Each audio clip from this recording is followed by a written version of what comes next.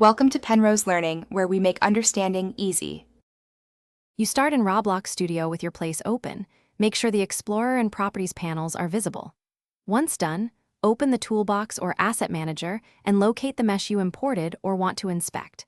Click the instance in Explorer to select it, because the Mesh ID lives in the object's mesh properties.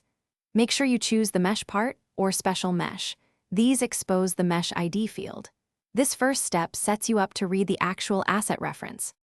Now that the object is selected, look to the Properties panel. This is where Mesh ID appears. If you have a special mesh, Mesh ID is obvious. For Mesh Part, check under Appearance for Mesh ID. The value might be a full string like RB's acetid, //12,345,678, or only numbers. Either way, copy it.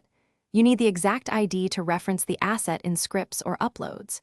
If texture ID or scale matters. Finally, paste the Mesh ID where needed, scripts, insert object menus, or surface appearance, using the RB's acetid, / prefix if required. Then run play mode to verify the mesh renders correctly and fits collision / scale expectations. If it doesn't appear, make sure the asset is uploaded under your account or group and not deleted. Check permissions and that the numeric ID matches the upload. Re-import the FBX if problems persist, because corrupted imports often produce empty Mesh ID fields. Thanks for watching. If this was helpful, leave a like and consider subscribing. See you next time.